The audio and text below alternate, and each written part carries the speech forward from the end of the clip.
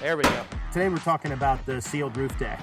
We have a saying here. We say nail it down, seal it up, and lock it in.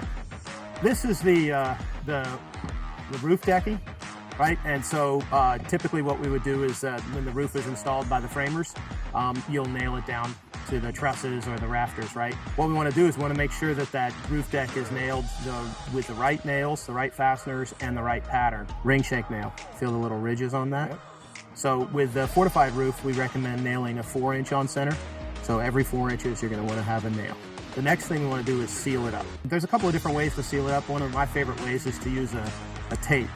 And that tape is going to be, just goes right over before you're going to put the underlayment on there. Pull that right through. And I've got a blade here. And so this is just an added step that would be done when you have a roof deck.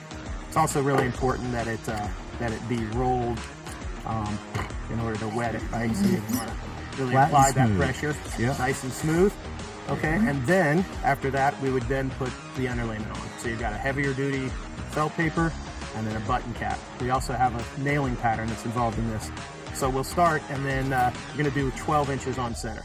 So roughly about that distance there. So put it between your fingers like that. There you go. Get it started. Nice job. The offer still exists. Look at that. Yeah, this insurance thing doesn't work out. I've got, well, oh man. I'm back to insurance. In case you think that's going to take a long time, there are tools. And we've nailed it down. We've sealed it up, but we haven't locked it in. To lock it in, we talk about drip edge, right? Drip edge is going to go along the edge. Has two functions. One is it allows water to drip away from the house. We don't want it running back up into the house. But the second thing is in the fortified situation, it's actually going to lock that edge down. So if we have wind, you can see wind could pretty easily get under there, but when it's put over there. So if we were to take a look at, a typical roof constructed this way versus that way, difference in cost.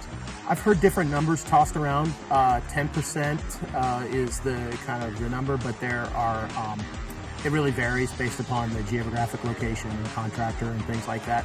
But all in all, for the protection that it gives, it's a small investment in my mind.